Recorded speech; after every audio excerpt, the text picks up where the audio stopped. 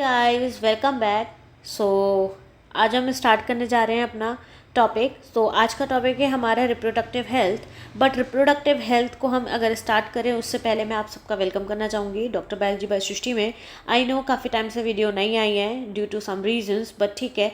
अभी हम जो स्टार्ट करने जा रहे हैं ये तो आपके लिए सेवियर का काम करेगा। क्यों? क्योंकि हम इसको वन शॉट में कंप्लीट करेंगे। और वन शॉट के साथ साथ मैं आपको बता दूं कि इसमें जो हम काम करने जा रहे हैं इसमें हम पॉइंट टू पॉइंट बात करेंगे। और साथ में मैं आपको बता देती हूँ कि इसमें हम एनसीईआरटी भी कवर करेंगे और एनसीईआरटी के क्वेश्चंस और कुछ प्रैक्टिस क्वेश्चंस भी मैं आपको चैप्टर के बाद में कम दूंगी। ठीक है, तो वन शॉट है इसलिए बेटर है कि हम इसको कंप्लीट करते हैं। ठीक है, चलिए टॉपिक है वो क्या है? Reproductive health.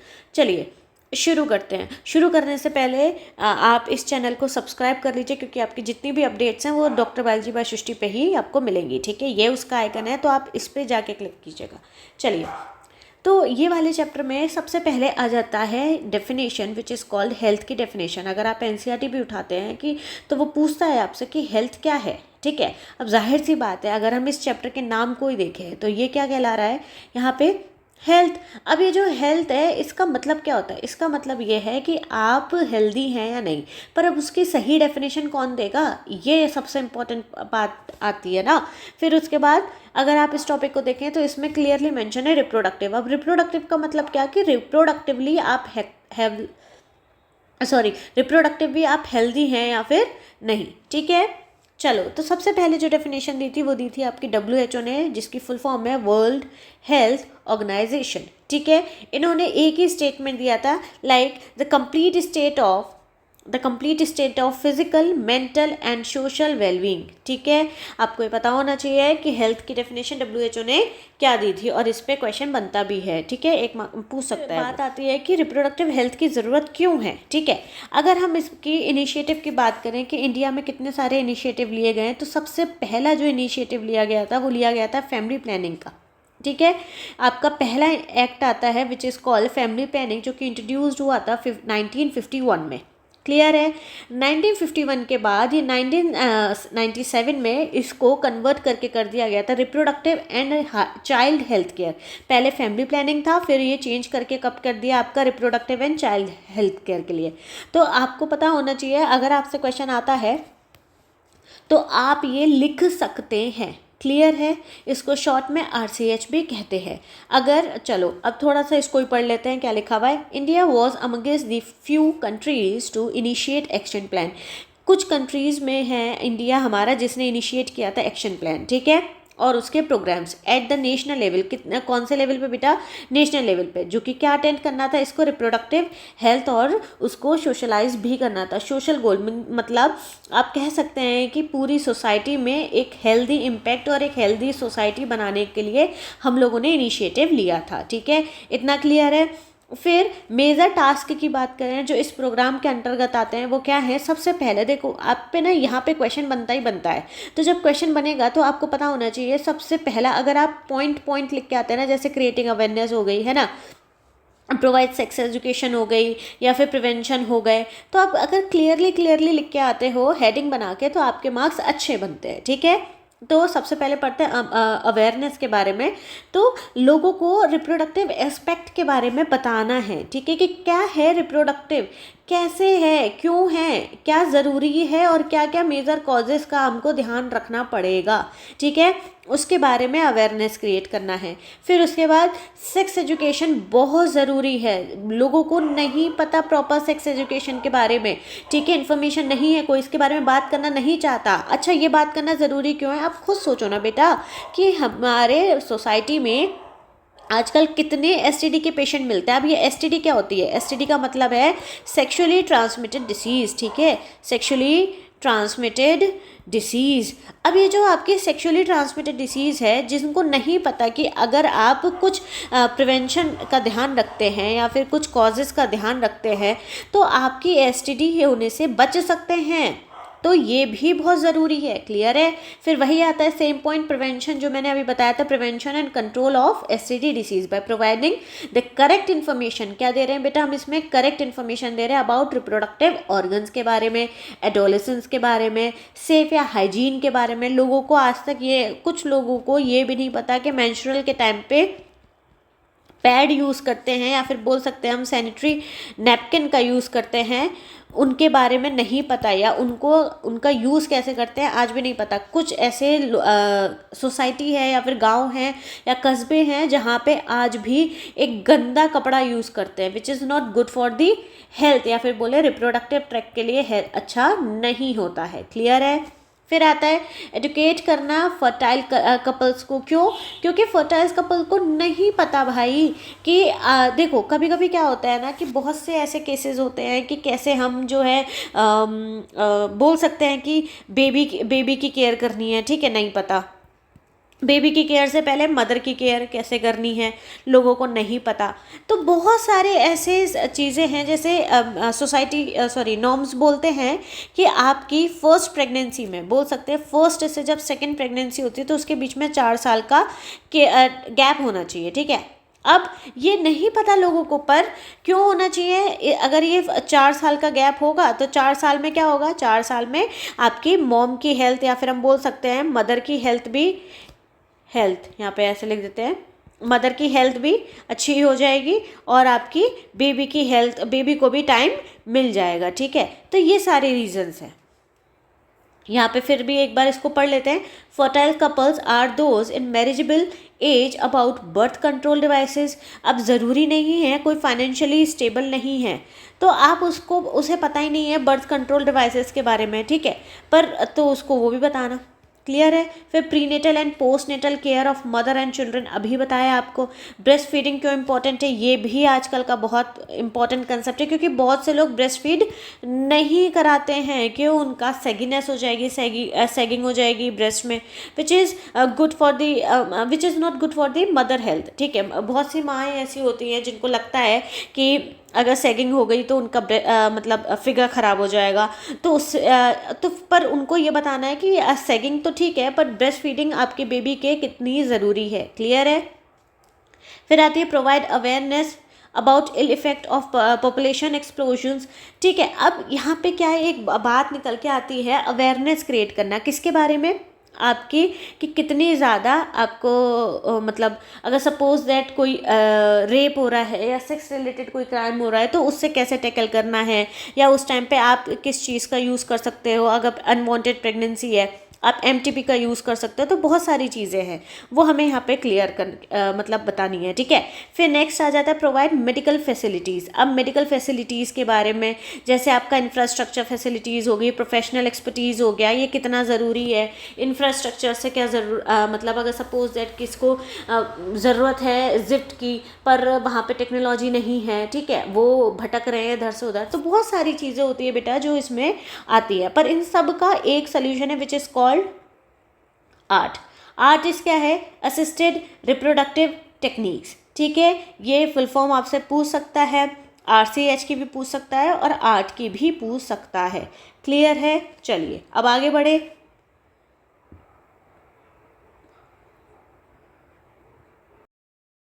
ठीक है, इतना क्लियर है। तो मैंने क्या बोला कि RCH की भी फुल फॉर्म पूछ सकता है और आपसे आर्ट की भी फुल फॉर्म पूछ सकता है। तो 2 क्वेश्चन तो यहाँ बन गए। क्लियर है। चलो अब हाँ, ये वाला पॉइंट मुझे भी और बताना था।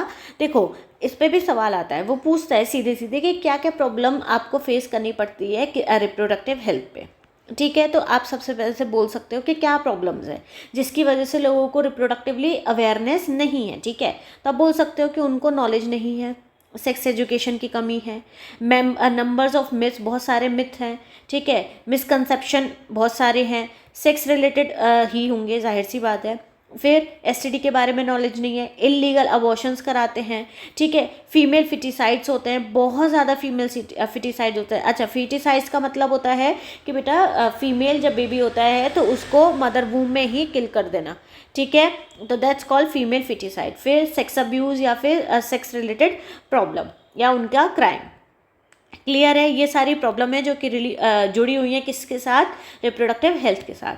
अब अगर हम आगे बढ़ते हैं, एक और प्रॉब्लम है ठीक है। देखो गाइस, मैं ना आपके लिए ऐसे ऑलरेडी कंटेंट लिख के लेकर आई हूँ कि क्यों, ताकि क्या होगा कि अगर इफ़ इन केस आपको कोई भी पॉइंट नोट डाउन करना है, ठीक है, तो आप ना वीडियो में मैं उतना टाइम दूंगी कि आप नोट डाउन कर लो, तो फिर ना बहुत ज़्यादा लंबा हो जाएगा वीडियो और उसके साथ साथ आपका टाइम वेस्ट ही होगा। इससे बेहतर है कि आप स्क्रीनशॉट भी कर सकते हो या फिर पॉज करके आप तुरंत क्या है तुरंत लिख सकते हो। वैसे इस टाइम पे तो हम रिवीजन कर रहे हैं, तो आई होप सो कि आपको लिखने की इतनी ज़रूरत पड़ेगी नहीं, तो रिवीजन पर्सपेक्टिव से आप क्लियर इसको आप पढ़ के जा सकते हो, ठीक है। तो वन शॉट वीडियो रहेगी, अब मैंने पहले भी बताया वन शॉट वीडियो है, बस आप चैनल को सब्सक्राइब कीजिए ताकि मैं और भी अपडेट आपके सामने लेके आती रहूँ, ठीक है। चलो, इतना कंप्लीट है, आगे बढ़ें। सो नेक्स्ट टॉपिक आता है हमारा, एक हमारे पास सबसे बड़ी समस्या आ जाती है, that is called population explosion, ठीक है। अब होता क्या है कि अगर हम बात करें आपके पॉपुलेशन की, तो डे बाय डे, बब्बा आज मेरी स्पेलिंग को क्या हो गया है, अगर हम बात करें पॉपुलेशन की, ठीक है, तो day by day population increase होती जा रही है। सपोज बहुत ज़्यादा पॉपुलेशन इंक्रीज़ होती जा रही है, मीन्स हम कह सकते हैं कि जो बर्थ रेट है वो क्या हो गया है, बर्थ रेट हम बोल सकता है नहीं, डेथ रेट कम हो गया है। अब डेथ रेट कम होने के पीछे क्या रीज़न हो सकता है, उसके पीछे रीज़न है कि मेडिकल फैसिलिटी क्या हो गई है बेटा, इम्प्रूव हो गई है, ठीक है। अब मेडिकल भी इम्प्रूव हो गई है, एम्बुलेंस भी सुधर गई है ना, या फिर बोले एम्बुलेंस इतनी ज़्यादा बढ़ गई हैं कि अगर कोई भी ट्रेजेडी होती है तो वहाँ लोकेशन पे वो इजीली पहुँच जाती है, ठीक है। तो बहुत सारे ऐसे रीजंस हैं। अब अगर हम बात करते हैं आगे, तो यहाँ पे ये पढ़ते हैं, ठीक है। Population represent the total number of individual of a species living in area. तो पॉपुलेशन क्या हो रही है कि एक पर्टिकुलर एरिया में कितनी आपकी स्पीशीज रहती हैं, है ना, उसको अपन क्या बोलते हैं, population. Over the last century, rapid advancement in various fields have significantly improved the quality of the life, ठीक है। तो बहुत सारे सेक्टर्स में इम्प्रूवमेंट होने की वजह से, अभी मैंने बताया इम्प्रूवमेंट होने की वजह से बहुत हमारी जो लाइफ की क्वालिटी है वो क्या हो गई है, इम्प्रूव हो गई है, हम कह सकते हैं। जैसे leading to better health facilities अभी बताया, लिविंग कंडीशंस अभी बताया है ना, और इसी की वजह से बेटा हमारा जो डेथ रेट है वो क्या हो गया है, कम हो गया है। क्लियर है। तो यहाँ पे एक डेटा आता है निकल के, दैट इज कॉल्ड, यहाँ ये आप बेटा डेफिनेशन में भी लिख सकते हो, ठीक है। The rapid increase in population over the relative short period is called the population explosion. Clear है। फिर आता है the world population which was around 2 billion, कितनी है बेटा, 2 बिलियन, ठीक है। फिर कितने में थी ये, कौन से उसमें, 90s में थी, फिर उसको बढ़ के कितना हो गया 2011 में 7.2 बिलियन, ठीक है। ऐसे ही अब क्या है कि गवर्नमेंट ने कुछ रोल अदा किए हैं ताकि आपकी पॉपुलेशन थोड़ी कंट्रोल हो सके, जैसे कि बैन लगाया है किस पे, या फिर बोल सकते हैं लीगल, जो आपकी पहले क्या होती थी ना कि शादी हो जाती थी बचपन में, तो अभी जो है बैन लगा दिया गया है उसके ऊपर कि नहीं, बचपन में ऐसे शादी नहीं हो सकती, ठीक है। अब उसके साथ साथ अगर हम बात करें तो उस एज फिक्स कर दी गई है, तो एज कितनी कर दी है आपकी, 18 ईयर्स ऑफ गर्ल, एक मिनट यार चल क्यों नहीं रहा, गर्ल्स की कितनी कर दी है, 18 ईयर्स कर दी है। 21 ईयर्स किसका कर दिया है, बॉयज़ का कर दिया है। तो ये क्या है, फिक्स है, क्या है ये आपकी फिक्स कर दी गई है। क्लियर है। फिर उसके बाद कुछ इनिशिएटिव प्रोवाइड किया जाएगा किसकी तरफ से, आपके गवर्नमेंट की तरफ से। किसको प्रोवाइड किया जाएगा, कपल्स को, जो कि स्मॉल फॉर्म जिनका जो अपनाते हैं कि उस टाइम पे ना, इसमें स्लोगन नहीं लिखा है, लोगों रख देती हूँ, उस टाइम पे एक स्लोगन भी वायरल हुआ था, हम दो हमारे दो, ठीक है। तो ये भी स्लोगन चलाया गया था। फिर उसके बाद प्रमोट किया गया था स्मॉल फैमिली को, कहाँ पे प्रमोट किया, स्मॉलर फैमिलीज थ्रू मीडिया के थ्रू, है ना, एड के थ्रू, पोस्टर्स के थ्रू, बिलबोर्ड्स के थ्रू आपका प्रमोशन किया गया था। क्लियर है। अब ये सारे प्रॉब्लम का एक ही सोल्यूशन है कि that is called birth control, जो कि हम इस चैप्टर में मेन मोटिव तो यही है कि बर्थ कंट्रोल कैसे होता है। तो बर्थ कंट्रोल का सीधा सा लॉजिक है कि सबसे पहले तो बर्थ कंट्रोल ऐसा होना चाहिए, और वो कैसा होना चाहिए उसके लिए मैंने कुछ पॉइंट्स लिखे हैं, ठीक है, इंपॉर्टेंट है, इस पर भी क्वेश्चन आ जाता है। तो आपका जो बर्थ कंट्रोल है वो कैसा होना चाहिए, यूज़र फ्रेंडली होना चाहिए। ऐसा नहीं होना चाहिए कि मतलब इंसान को यूज़ ही करना ना आए, ठीक है। ईजिली अवेलेबल होना चाहिए। ऐसा नहीं है कि लाइन लगानी पड़ रही है या फिर बोलो कि आप बहुत दूर जाना पड़ रहा है एक कोई मेथड को अपनाने के लिए, तो ऐसा नहीं होना चाहिए। इफ़ेक्टिव होना चाहिए। ऐसा नहीं है कि यूज़ भी किया पर कोई रिजल्ट ही नहीं निकला, रिजल्ट क्या निकला पॉजिटिव, तो फिर गड़बड़ हो जाएगी। क्लियर है। फिर रिवर्सिबल होना चाहिए और विथ नो सबसे इम्पॉर्टेंट तो भैया मुझे यही लगता है that is called least side effect. भाई साहब हर चीज़ का आजकल इतना साइड इफ़ेक्ट है ना, हम बोले इतने केमिकल्स हैं हर चीज़ में, तो कम से कम साइड इफ़ेक्ट तो कम हो सकता है। ठीक है। तो फिर आता है और सबसे इम्पोर्टेंट जो लोगों को चाहिए, लोगों का कंसर्न है कि जो उनका सेक्सुअली डिज़ायर है या फिर प्लेजर है उसमें कोई भी दिक्कत नहीं आनी चाहिए। ठीक है। यहाँ पे लिख सकते हो डिज़ायर, प्लेजर, एक्ट, उसमें कोई भी दिक्कत नहीं आनी चाहिए। तो ये अगर सारे पॉइंट्स अगर कंप्लीट होते हैं, ठीक है, अगर ये सारे पॉइंट पॉजिटिवली होते हैं तब तो लोग एक्सेप्ट करेंगे, अदरवाइज एक्सेप्ट नहीं करेंगे। क्लियर है। इतना समझ में आया। इसमें कोई दिक्कत है तो बताइए। चलिए आगे चलें। चलिए शुरू करते हैं फिर। तो सब मैंने एक फ़्लो चार्ट बनाया है और इस फ़्लो चार्ट के अकॉर्डिंग मैं आपको बता दूं कि हमें सबसे ज़्यादा दिक्कत तो इसी चीज़ में होती है ना कि कौन सा किसका पार्ट है, राइट। ये किसके अंदर किसका क्या आता है, तो सबसे ज़्यादा दिक्कत तो यही होती है। एज अ स्टूडेंट अगर मैं भी देखूँ तो मुझे भी यही दिक्कत होगी। तो मैंने सोचा चलो एक चार्ट बना के बच्चों को समझा दिया जाएगा। तो हमारे पास है method of birth control. Clear है। अब मेथड ऑफ बर्थ कंट्रोल की बात की जाए तो उसमें कौन कौन से हैं हम सबसे पहले वो देख लेते हैं। नेचुरल आ गया, बैरियर आ गया, केमिकल आ गया, IUD आ गया, इंजेक्टेबल्स आ गए, सर्जिकल आ गया, फिर आ गया ओरल, और ओरल में ही आपका पिल्स आ गया। तो मेन हेडिंग तो हमारी क्लियर है ना। मेन हेडिंग क्लियर है। अब अगर हम नेचुरल की बात करें तो नेचुरल में क्या है, पीरियड वाला आ गया, कॉइटस विड्रॉल आ गया, लैक्टेशनल बैरियर में आपके कॉन्डम्स आ गए, सर्विकल कैप्स आ गए, वॉल्स आ गए, डायफ्राम्स आ गए, फिर आपके केमिकल में स्पर्मिसाइड्स आ गए, फिर आपके IUDs में कॉपर वाले, हार्मोन नॉन मेडिकेटेड। अब ये सारे जो इसमें आ गए हैं बेटा, तो ये तुम्हें अच्छे से याद होने चाहिए सबसे पहली बात। और मेन इंपॉर्टेंट कौन सा किस मेथड में आता है, क्योंकि क्वेश्चन सीधे ऐसे आएगा, राइट। जैसे सपोज एक क्वेश्चन आ गया, right about the natural method of natural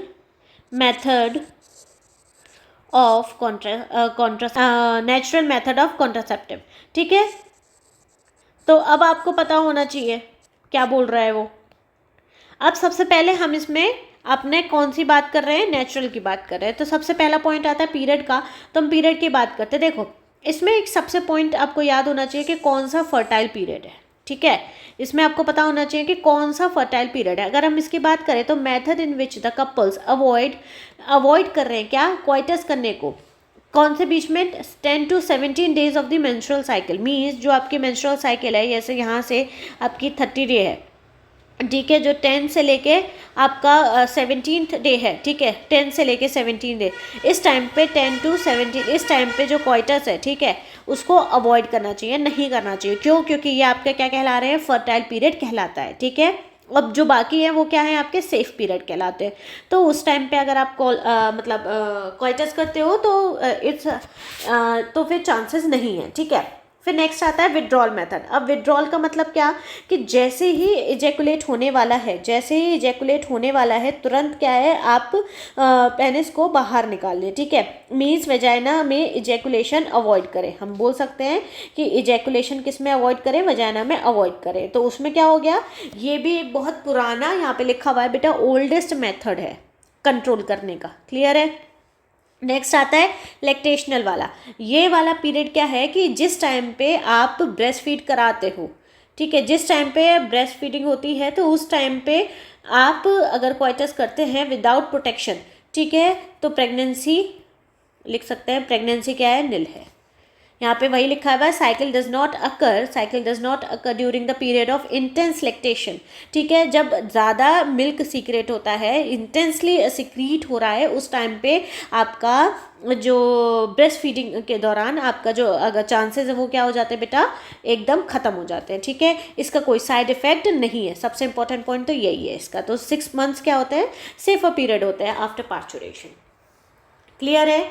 next method आता है आपका आर्टिफिशियल मेथड। अब आर्टिफिशियल मेथड में क्या है, आपके बैरियर मेथड है। अब बैरियर मेथड में सबसे पहले क्या आता है, हम वो पढ़ते हैं। ठीक है, this method prevents sperms and ovum. इसका काम क्या है कि आपके स्पर्म्स को और ओवम्स को मिलने से रोकता है। सबसे पहले फिजिकली मीटिंग से रोक देता है, in order to prevent physically meeting in order to prevent the fertilisation, ताकि आपका फर्टिलाइजेशन पॉसिबल ना हो। ठीक है, barrier method are available for both. किसके लिए अवेलेबल है, मेल्स के लिए भी और फीमेल्स के लिए भी अवेलेबल है। ठीक है, अब अगर हम इसमें बात करें तो क्या क्या अवेलेबल है मार्केट में, that is called spermicidal creams. ठीक है, जेलीज, फॉर्म्स, कॉन्डम्स, सारी चीज़ें ठीक है अवेलेबल है। उसके बाद अगर हम बात करें, are usually used along with the above barrier method to increase the contraceptive efficiency. अगर आप और एफिशिएंसी को बढ़ाना चाहते हो तो हम क्या कर सकते हैं, barrier method plus natural method को साथ में यूज़ कर सकते हैं। नेचुरल मेथड को हम साथ में अगर यूज़ करेंगे तो आपके जो चांसेस हैं, है ना, चांसेस ज़्यादा हो जाते हैं किसके, निल होने के। क्या निल क्या होगा, प्रेगनेंसी। क्लियर है। फिर नेक्स्ट आता है आपका डायफ्राम आता है, सर्वाइकल कैप्स आते हैं, ठीक है, वॉल्स आते हैं। अब ये सारे बेटा मेथड्स हैं जो कि कौन यूज़ करती है, फीमेल रिप्रोडक्शन ट्रैक में यूज़ होते हैं, या फिर बोल सकते हैं हमारी फीमेल यूज़ करती है। ठीक है, अब इससे क्या होगा कि क्वाइटस के टाइम पे स्पर्म्स की एंट्री को बैन कर देगा। क्या कर देगा, बैन कर देगा। कहाँ पे, सर्विक्स में एंटर करने से रोक देगा। अब देखो ये अगर हमारी वजाना है, रुको ऐसे नहीं बना के, इसको हम ऐसे बना लेते हैं। ठीक है, ये क्या है, यहाँ पे एंड पे ये हमारी अगर सपोज वजाना है तो ये क्या है, हमारा सर्विक्स है। ठीक है, तो यहाँ पे एंट्री के लिए, यहाँ पे स्पर्म्स की एंट्री को बैन कर रहा है। क्या कर रहा है, ये बैन कर रहा है। क्लियर है। नेक्स्ट फिर आते हैं आपके इंट्रा यूटेराइन डिवाइस। अब इंट्रा यूटेराइन डिवाइस की बात करें तो ये क्या है, ये वो डिवाइसेस हैं, कौन से डिवाइसेस हैं, ये वो डिवाइसेस है बेटा जो कि आपके यूट्रस में डाले जाते हैं by the help of doctor या फिर कोई एक्सपर्ट नर्स के थ्रू। ठीक है, सबसे ज़्यादा हमारे पास IUDs, ideal contraceptive for females, किसके लिए होती है बेटा, ये फीमेल्स के, जो कि डिले करना चाहते हैं किसको, प्रेगनेंसी को।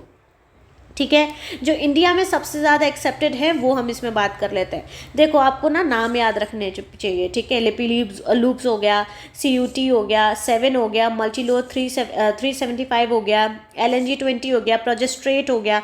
अब आपको ये भी पता होना चाहिए कि अगर हम LNG की बात कर रहे हैं, ठीक है, या 20 की बात कर रहे हैं, तो वो हार्मोन रिलीजिंग है और ये कॉपर रिलीजिंग है।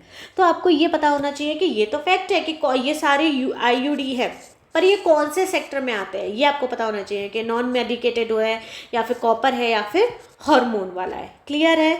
चलिए आगे बढ़े।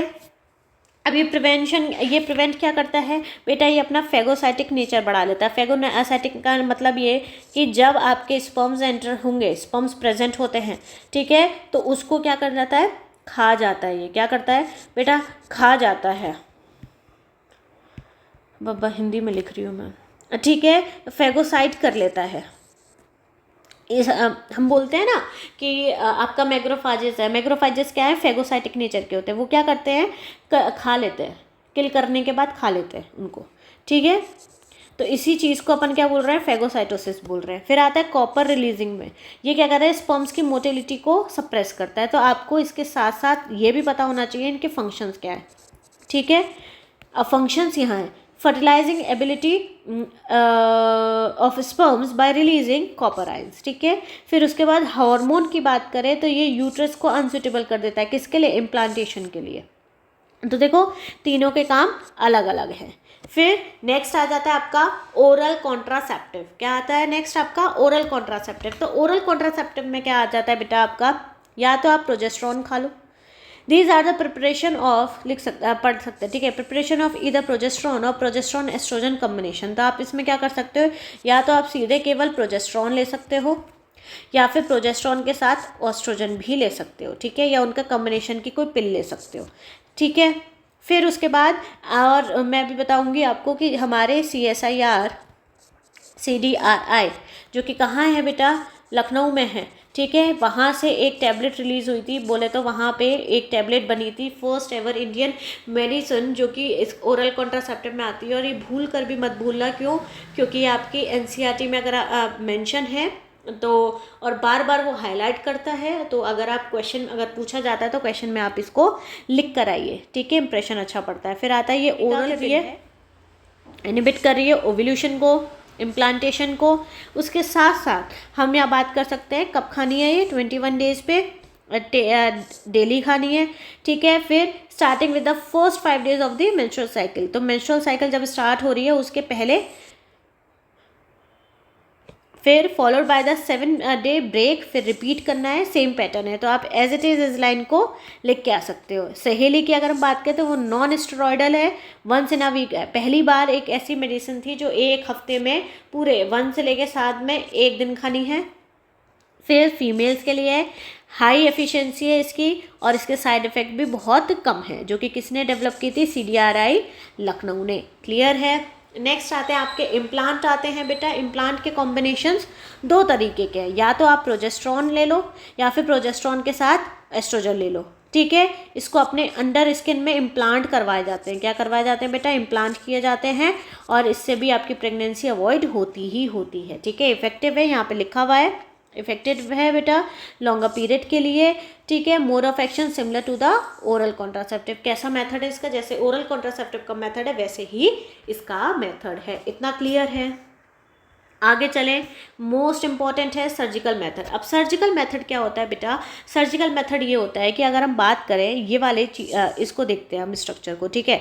तो देखो यहाँ पे सबसे सिंपल है, अगर आपसे बोला जाता है वेसेक्टोमी, ठीक है, तो तुम्हें वेसेक्टोमी से ये पता होना चाहिए कि वास डिफरेंस, ऐसे समझ लो, ठीक है। तो वास डिफरेंस किस में प्रेजेंट होता है, मेल में प्रेजेंट होता है। तो जाहिर सी बात है वेसेक्टोमी किसकी है, मेल कट है, ठीक है। अगर हम ट्यूब की बात कर रहे हैं तो जाहिर सी बात है फीमेल में क्या प्रेजेंट है, आपका फैलोपियन ट्यूब प्रेजेंट है। क्लियर है। तो ऐसे करके आप इसको याद रख सकते हैं। तो वेसेक्टोमी क्या है, स्मॉल पार्ट पे स्मॉल पार्ट को, वो भी किसका, वास डिफरेंस का, या तो इज रिमूव्ड और tied up through the small incision on the scrotum, ठीक है। क्लियर है। तो वेसेक्टोमी क्या कह रही है कि आपके वास डिफरेंस में हम क्या करेंगे, कट करेंगे और उसको टाई कर देंगे। फिर उसके बाद ट्यूबेक्टोमी की बात करें, सेम फॉलो होगा ट्यूब के साथ। वो उसमें भी क्या हो रहा है कि उसको भी हम कट करेंगे, और कट करने के बाद उसको भी टाई कर देंगे।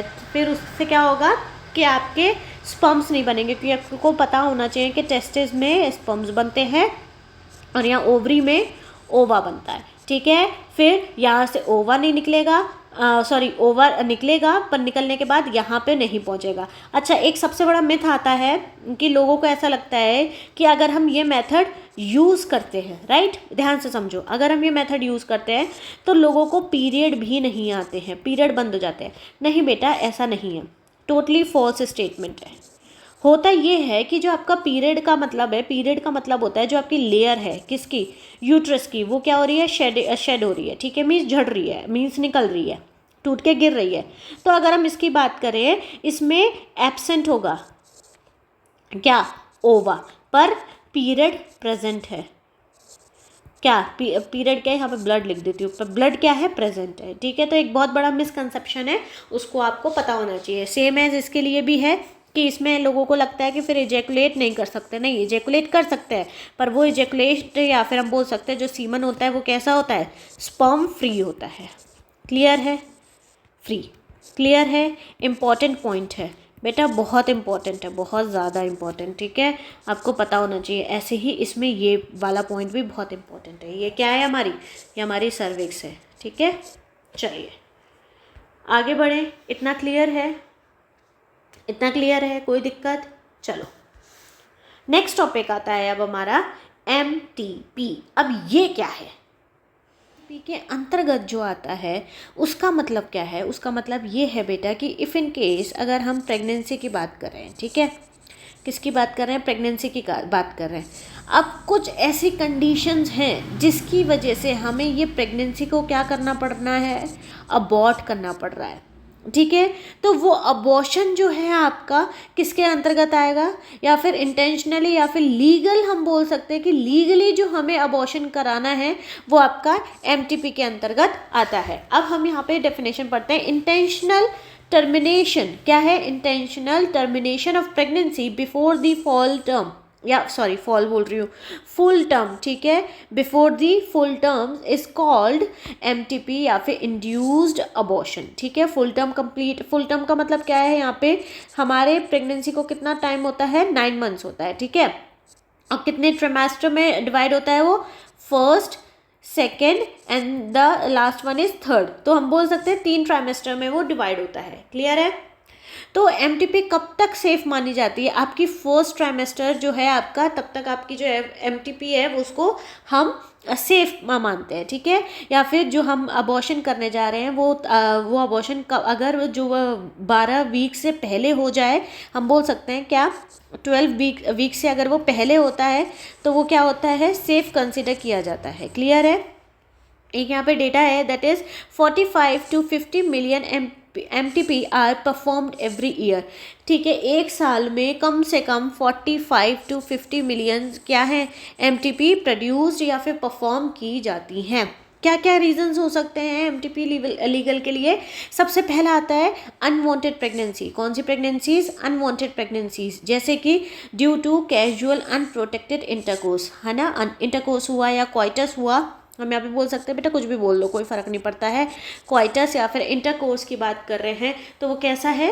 कैजुअल है, अनप्रोटेक्टेड है, ठीक है। सबसे इम्पॉर्टेंट आता है इसमें रेप्स। देखो रेप्स आज की तादाद में बढ़ते जा रहे हैं, ठीक है। तो उसमें भी जब प्रेगनेंसी होती है तो उसको भी आप एमटीपी के तहत उसको अबॉर्ट करवा सकते हैं, एमटीपी ऑप्ट कर सकते हैं, ठीक है।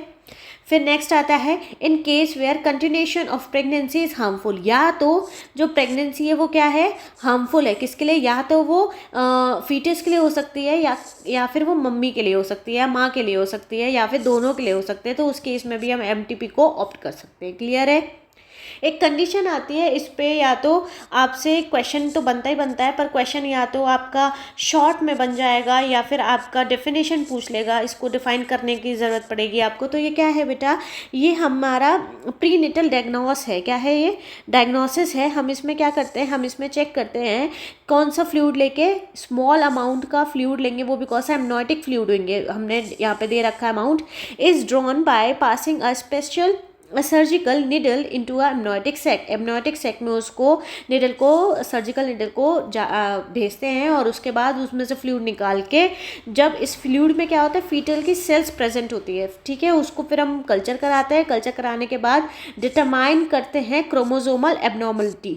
मतलब ये टेस्ट जनरली लीगल बनाया गया था, हमें ऐसे लिख सकते हैं। टेस्ट जनरली किस लिए बनाया गया था? कि सपोज करो किसी को बीमारी है, ठीक है, किसी को डिसीज़ है, पर डिसीज़ भी नहीं है, वो भी कौन सी डिसीज़ है? क्रोमोसोमल डिसीज़ है। अब ये क्रोमोसोमल कैसे डिटेक्ट होगी? तो वो डिटेक्ट होगी आपका इस प्रोसेस के थ्रू, ठीक है। पर अभी क्या हो रहा है कि इसका गलत यूज़ किया जा रहा है, ठीक है। वो मैं अभी बताऊंगी, पर उससे पहले आप इसका एक्चुअल यूज़ समझ लो, ठीक है। एबनॉर्मलिटीज़ फिर metabolic disorder of the foetus, it is usually done before 15 week. हम कब तक कर सकते हैं? 15 वीक या उससे पहले कर सकते हैं, ठीक है। सो allow sufficient time for analyse और टर्मिनेशन। तो हमारे पास क्या होगा? टर्मिनेशन, अगर सपोज करो कि कोई गड़बड़ आ रही है तो हम उसको टर्मिनेट करने के लिए अभी हमारे पास सही टाइम होगा अबॉर्शन के लिए। क्लियर है? तो हमें वो सारी चीज़ें ध्यान में रखनी पड़ती है। फिर अगर हम इसको क्या क्या देख सकते हैं इसमें हम बेटा, इसमें काफ़ी सारे एबनॉर्मल कंडीशन देख सकते हैं। जैसे आपका डाउन सिंड्रोम आ जाता है ना। अब डाउन सिंड्रोम क्या है कि क्रोमोसोम नंबर जो आपका 21 है वहाँ पे आपको ट्राइसोमी मिल जाती है। मीन्स वहाँ पे एक एक्स्ट्रा क्रोमोसोम ऐड हो जाता है, ठीक है। ट्राइसोमी का मतलब हमेशा क्या होगा, एक एक्स्ट्रा क्रोमोसोम ऐड हो रहा है। क्या हो रहा है, ऐड हो रहा है। वो भी कौन से क्रोमोसोम पे, आपके 21 क्रोमोसोम पे। पर होता क्या है, इस टेक्निक को हम इसके साथ साथ एक और मिसयूज बना दिया गया है टू डिटरमाइन फीकल या फिर फीटल सेक्स। अब उसका क्या है कि वो मेल है या फिर फीमेल है, यहाँ पे लिख सकते हैं या तो वो मेल है या फिर वो फीमेल है।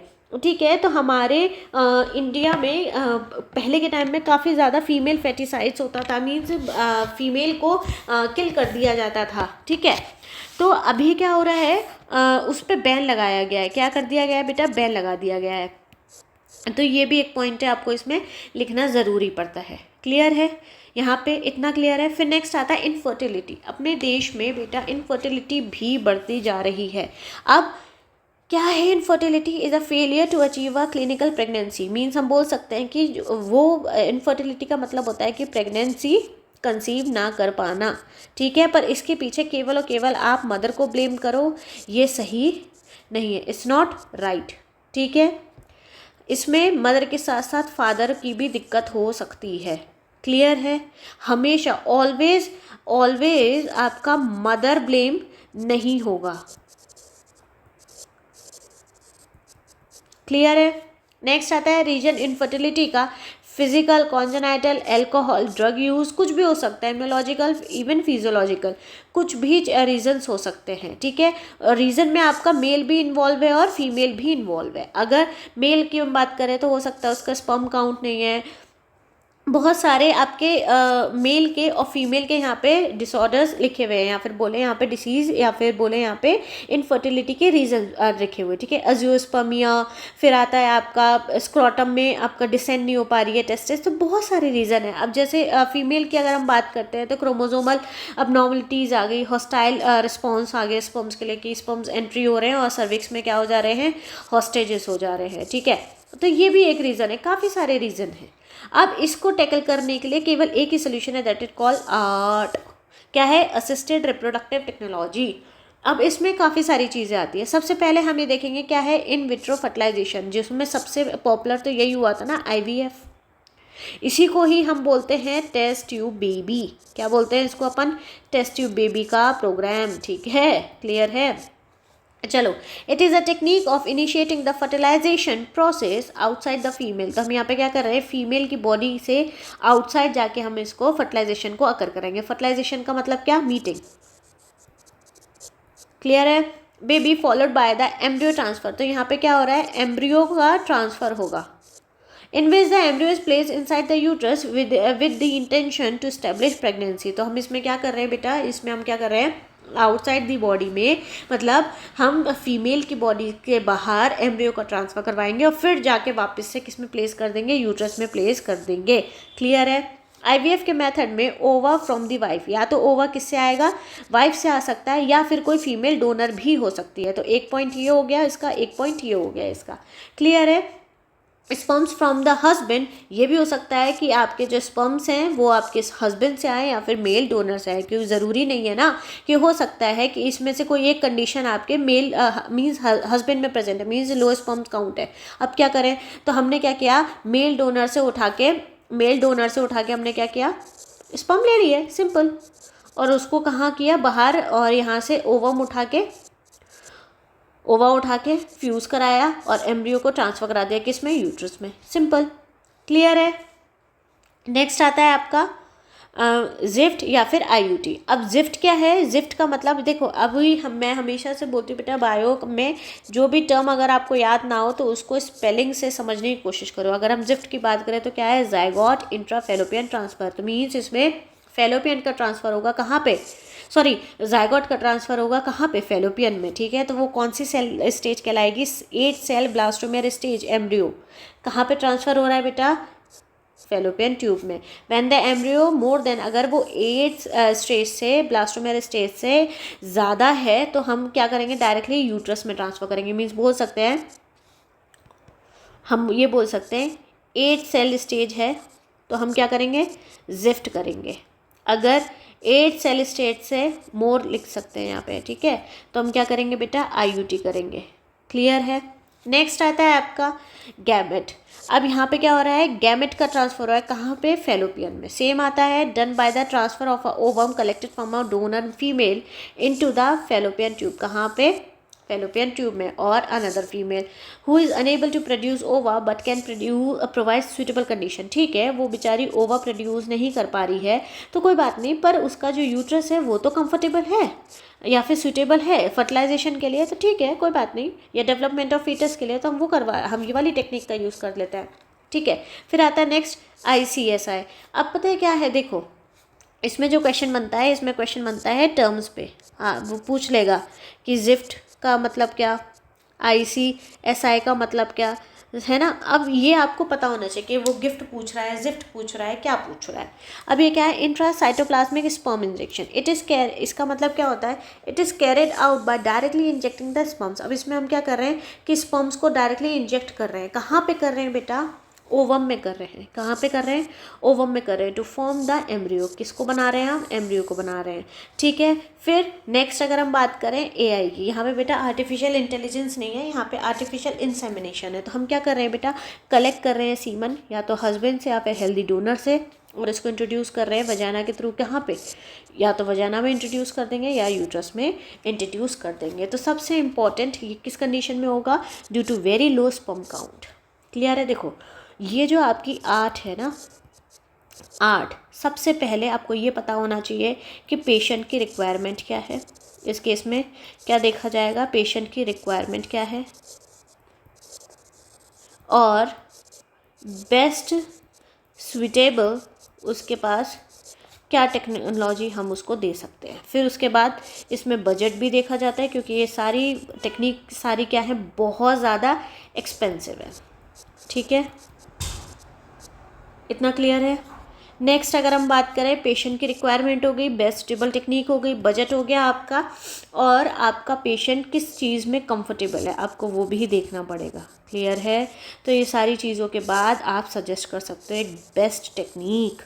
क्लियर है, इतना पूरा क्लियर है। चलिए अब आगे बढ़े।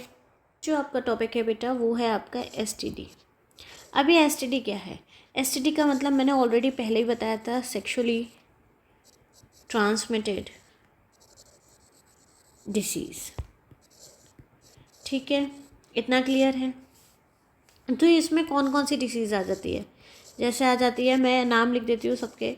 गोनोरिया आ गया, ठीक है, सिफिलिस आ गया बच्चा इसमें। अब अगर गोनोरिया की हम बात करें तो गोनोरिया किससे हो रहा है, आपको उसका कॉजेटिव एजेंट याद रखना पड़ेगा। ठीक है, मैं यहाँ पे लिख देती हूँ बेटा, गोनोराई।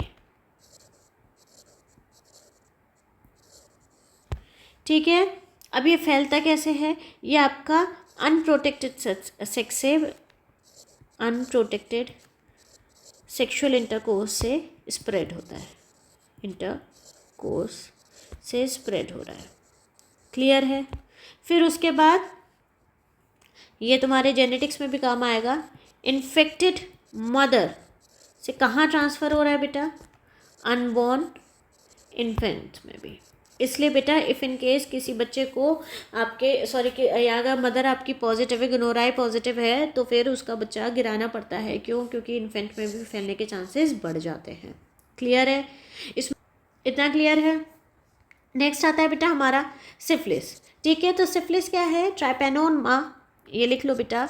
पॉजिटिव एजेंट क्या है इसका, ट्राइपोनेमा पैलिडियम। क्या है बेटा इसका, पैलिडियम। क्लियर है, ये भी किससे ट्रांसमिट हो रही है बेटा, सेक्सुअली इंटरकोर्स से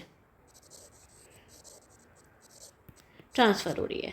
फिर आ जाता है नेक्स्ट आपका एड्स, जो कि बहुत इंपॉर्टेंट है। अब एड्स क्या है, एड्स किससे स्प्रेड हो रहा है बेटा, HIV से, ये आपको पता होना चाहिए। अब इसमें भी आपका कुछ भी हो सकता है बेटा, ट्रांसफ़र मोड, ब्लड ट्रांसफ्यूजन भी हो सकती है। ठीक है, एक ही निडल बार बार इसलिए बोलते तमीज़ के उससे जाना चाहिए डॉक्टर के पास। ठीक है, फिर मदर से किस में ट्रांसफ़र होती है, ये चिल्ड्रन में जाने वाली है। फिर नेक्स्ट आ जाता है बेटा आपका हेपेटाइटिस B। अब ये भी किससे हो रही है, HPV वायरस से, तो ये तुम्हें याद रखने पड़ेंगे। फिर आता है जेनाइटल या जेनिटल हर्पीज़। ठीक है, अब ये किससे हो रही है, हर्पीज़ सिम्प्लेक्स वायरस फिर आ जाता है आपका बेटा नेक्स्ट जेनिटल वॉर्ट्स। अब ये भी किससे हो रही है, HPV। अभी लिखवाया ह्यूमन पेपिलोमा वायरस। क्लियर है। अब इससे बचना कैसे है, प्रिवेंशन की बात करें तो प्रिवेंशन में सबसे पहले यूज़ कॉन्डम्स करेक्टली, सबसे इम्पोर्टेंट। फिर उसके बाद पर फिर भी हम ये बोल सकते हैं कि थोड़ा रिस्क कम हो जाता है आपका कॉन्डम्स यूज़ करके एसटीडी का, स्पेशली आपका हर्पीज़ हो गया या सिफिलिस हो गया, ये काफ़ी सारी बीमारियां हैं, इसका आपका जो असर है वो कम हो जाएगा। क्लियर है। फिर वैक्सीन प्रॉपर यूज़ कीजिए, वैक्सीनेटेड रहें आप। फिर आता है नेक्स्ट आपका मल्टीपल सेक्सुअल पार्टनर। एनसीईआरटी भी यही कहती है, सेक्सुअल पार्टनर्स। क्लियर है। तो फिर शेयरिंग निडल्स, फिर पर्सनल आइटम्स, काफ़ी सारी चीज़ें हैं। ब्लड के कांटेक्ट में ना आए, उसको अवॉइड करें। तो ओवरऑल ये आपका पूरा चैप्टर यहाँ पे बेटा फिनिश होता है। क्लियर है। अब बचा इसके क्वेश्चंस, वो आपके बाद में अपलोड हो जाएंगे, पर आप क्वेश्चंस भी अच्छे से कीजिएगा, ठीक है। ये पूरा मैंने एनसीईआरटी कवर करी है इसमें। अब बहुत शॉर्ट में मैंने आपको ये चैप्टर कंप्लीट करा है। अगर आप इसको पढ़ के जाते हैं तो ये आपका रिवीजन पॉइंट ऑफ व्यू से बहुत इंपॉर्टेंट है। क्लियर है, डन है जी। कोई दिक्कत, कोई डाउट तो आप कमेंट में पूछ सकते हैं। क्लियर है, चलिए, टेक केयर, बाय बाय।